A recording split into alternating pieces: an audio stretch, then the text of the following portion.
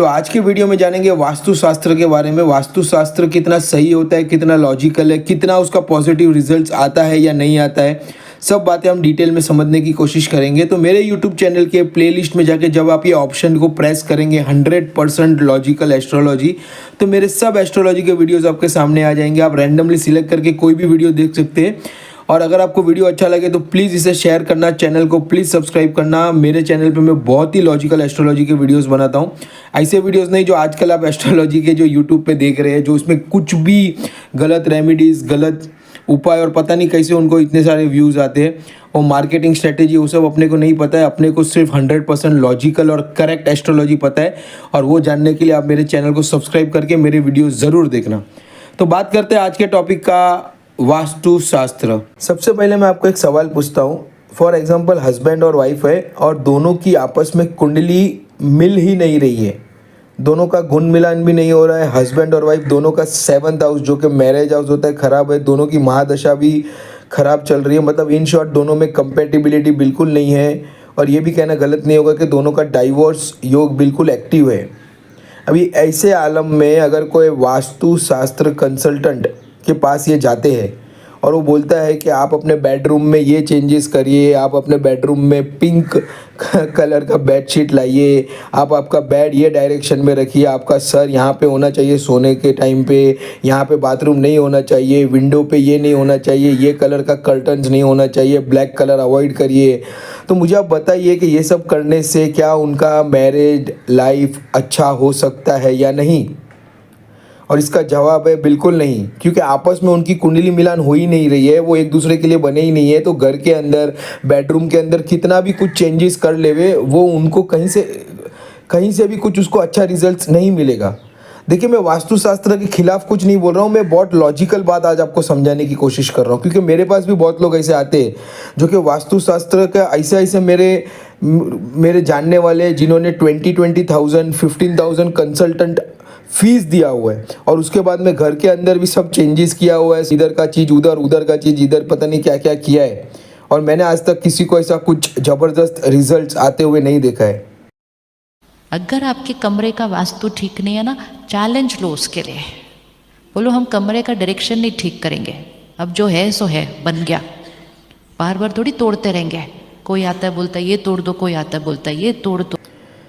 दूसरा और एक एग्जांपल मैं आपको देता हूँ। समझिए कोई ऐसा इंसान है जिसकी कुंडली में धन योग है ही नहीं, मतलब उसकी कुंडली में कुछ बहुत ज़्यादा अमीर बनने का योग नहीं है, बस उसका काम चलाऊ पैसा उसको मिल जाएगा, ठीक है ना। जितना उसको ज़रूरत होगा उसका काम चलते रहेगा, उतना पैसा उसका निकल जाएगा। अभी कुंडली में धन योग के लिए आपको पता होगा 2nd हाउस को देखा जाता है और 11th हाउस को भी देखा जाता है। 11th हाउस हमारा लाभ स्थान होता है, हमारा डिज़ायर का भाव होता है, और 2nd हाउस हमारा फैमिली और फाइनेंस दोनों को देखा जाता है 2nd हाउस से।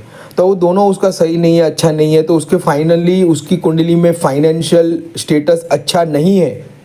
अभी अगर कोई वास्तुशास्त्र के कंसल्टेंट के पास जाता है और वो बोलता है कि भाई आप ये एरिया में, आपके घर में ये डायरेक्शन में मनी प्लांट लगाइए, ये डायरेक्शन में आप ये करिए, तो आपके घर में धन आना शुरू हो जाएगा। अभी आप पॉडकास्ट में देखते ही है, मैं कितना एग्जांपल दे सकता हूँ, कितना मैं आपको वीडियोस दिखा सकता हूँ कि बहुत ऐसी बातें बोलती है कि आप ये करना चालू करिए, आप आपके बटुए में ये रखिए, आपके घर में ये चेंजेस करिए, तो आपके पास करोड़ों रुपए आ जाएंगे। लेकिन भाई उसकी कुंडली में धन है ही नहीं, तो कहाँ से आ जाएंगे? उसकी जो कुंडली बनी है वही लाइफ वो जिएगा।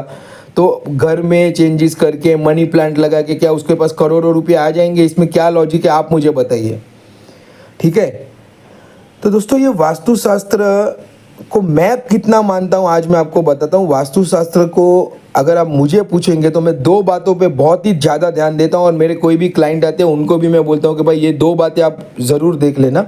सबसे पहले तो जो ईशान कोण होता है, जो कि बहुत ही पवित्र डायरेक्शन माना जाता है, ईशान कोण, नॉर्थ ईस्ट डायरेक्शन, वहाँ पे टॉयलेट नहीं होना चाहिए। वहाँ पे देखिए ऐसा तो माना जाता है कि मंदिर होना चाहिए या कोई भगवान का, कोई आपका जिसको भी आप मानते हैं वो स्थान होना चाहिए। चलिए वो एक टाइम पे नहीं भी है तो एक टाइम पे एक्सेप्टेबल है, वो अगर है तो बहुत अच्छी बात है, लेकिन वहाँ पे ईशान कोण में टॉयलेट ना हो उतना अच्छा है, पहली बात। और दूसरी बात जो कि बहुत ही आजकल आप देखते रहेंगे, कहीं पे भी कोई घर लेने जाता है तो बहुत एक इम्पॉर्टेंट चीज़ देखी जाती है, साउथ फेसिंग हाउस कोई भी नहीं लेता है साउथ फेसिंग। और ये बात को तो मैं भी एग्री करता हूँ कि साउथ फेसिंग घर लेने से घर में बहुत प्रॉब्लम्स होती है और बहुत झगड़े होते हैं और बहुत घर में शांति नहीं होती है। लेकिन इसके अंदर भी फिर दो पहलू है कि कोई कोई ऐसी बर्थ चार्ट होती है जिसको साउथ फेसिंग कहीं ना कहीं फेवर भी करता है। हाँ, वो ऐसा एक्सेप्शनल लोग भी है, लेकिन वो बात कभी हम डिटेल में करेंगे। लेकिन मोटा मोटी साउथ फेसिंग हाउस को अवॉइड करें तो अच्छा है। तो साउथ फेसिंग हाउस हमें नहीं लेना है। और अगर समझो कि किसी को कोई ऐसा घर अच्छा लग गया जो कि साउथ फेसिंग है और वो बहुत उसके बजट में आ रहा है, बहुत उसको हर तरीके से लोकेशन वाइज कनेक्टिविटी वाइज अच्छा है, तो क्या वो घर को छोड़ दे कि भाई साउथ फेसिंग हमको नहीं चाहिए? बिल्कुल नहीं। उसके लिए भी कुछ रेमेडीज़ होती है कि साउथ फेसिंग होम अगर हमें पसंद है तो हमने ले लिया, तो क्या रेमेडीज़ वास्तुशास्त्र की, क्योंकि मैं 2-3 चीज़ें मानता हूँ और जो चीज़ को मैं मानता हूँ उसको मैं डिटेल में समझता हूँ, तो उसका क्या रेमेडीज़ है वो मैं आपको किसी और वीडियो में बताऊँगा। वो उसका एक कंडीशन ये है कि अगर आपने ये वीडियो को ज़्यादा से ज़्यादा शेयर किया तो इसका पार्ट 2 मैं बनाऊँगा, और तो ही बनाऊँगा अगर, क्योंकि मुझे व्यूज़ और लाइक्स बहुत ही कम आ रही है। तो अगर मुझे इस वीडियो पे बहुत ज़्यादा व्यूज़ मिला तो मैं पार्ट 2 में बताऊंगा कि अगर साउथ फेसिंग होम आपने लिया है या लेने वाले हैं तो कुछ 2-3 इम्पॉर्टेंट और बहुत ही बेसिक रेमेडीज़ करके आप ये जो नेगेटिविटी है साउथ फेसिंग का 100% अवॉइड कर सकते हैं। जी हाँ दोस्तों, अभी मैं यहाँ पे नंबर नहीं बताऊँगा कितने व्यूज़, लेकिन एक अच्छे खासे व्यूज़ मिले तो ही मैं इसका पार्ट 2 बनाऊंगा। वास्तुशास्त्र को बहुत ही ज़्यादा डिटेल में नहीं जाना चाहिए। मेरे पास ऐसे ऐसे लोग हैं, ऐसे वीडियोस मैं यूट्यूब पे देखता हूँ कि पहले तो वास्तुशास्त्र कंसल्टेंट को बहुत ज़्यादा पैसे दिए जाते हैं, फीस दिया जाता है, उसके बाद में घर के अंदर सब चेंजेस करके पूरा बहुत एक्सपेंसिव प्रोसेस है। और देखिए ये कैसा कॉन्सेप्ट है मालूम है कि अगर समझिए कि मैं आपको एक एग्जांपल बहुत ही अच्छा देता हूँ कि अगर कोई बर्तन है और वो बर्तन के अंदर से दाग लगा हुआ है और आप ऊपर से उसको घस घस के साफ़ कर रहे हैं, तो क्या वो बर्तन साफ़ होगा? बिल्कुल नहीं, आपको अंदर से साफ़ करना पड़ेगा। तो आपका जो घर है, आप जहाँ पे रहते हैं, वो वास्तुशास्त्र वो एक अलग बात है। लेकिन अगर आपकी पर्सनल बर्थ चार्ट में ही कोई पर्टिकुलर योग नहीं है, कोई धन योग नहीं है, कोई मैरिड लाइफ का अच्छा योग नहीं है, अगर आपका शादीशुदा लाइफ में प्रॉब्लम्स आने वाले अगर आपके बर्थ चार्ट के अनुसार, तो आपको आपके बर्थ चार्ट के अनुसार रेमेडीज़ करवानी है, ना कि वास्तुशास्त्र के अनुसार।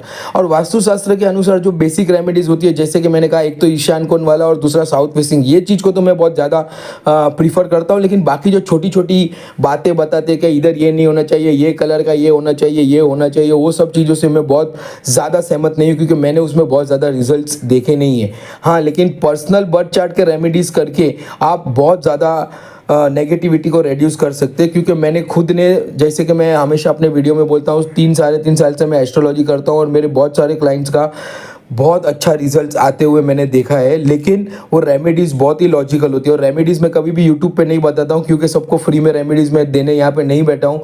अगर आपके बर्थ चार्ट आपको मेरे से एनालिसिस करवानी है तो आपको मुझे डेट, टाइम और प्लेस ऑफ बर्थ मुझे व्हाट्सअप करना होगा अपने नाम के साथ में। बेसिक बर्थ चार्ट एनालिसिस मैं फ्री में करता हूँ, ऐसे कोई भी करता नहीं। वो लोग पहले ही पैसा ले लेते हैं और फिर आपको वो लोगों ने जो भी बोला, गलत बोला, सही बोला, आप एग्री करते हो नहीं, आपका तो फीस गया।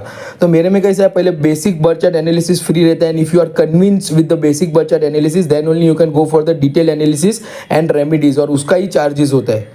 ठीक है, तो आप मुझे बेसिक बर्थ चार्ट एनालिसिस के लिए कॉल कर सकते हैं, व्हाट्सअप कर सकते हैं, डेट टाइम प्लेस। मैं जैसे ही फ्री होऊंगा आपको मैं आपका बर्थ चार्ट आपके व्हाट्सएप पे सेंड करके कॉल बैक करूंगा और बेसिक एनालिसिस बताऊंगा। आप कन्विंस होंगे तो डिटेल एनालिसिस और रेमेडीज़ के लिए जा सकते हैं। अभी तक सबको बहुत ही अच्छे रिजल्ट आए हैं। तो आपने ये वीडियो पूरा देखा तो प्लीज़ इसे शेयर करना जितना हो सके। फिर से मैं बता रहा हूँ, साउथ फेसिंग की रेमेडीज़ का पार्ट 2 बनाने के लिए मुझे मैक्सिमम व्यूज़ और मैक्सिमम लाइक्स चाहिए। तो thanks a lot for watching this video.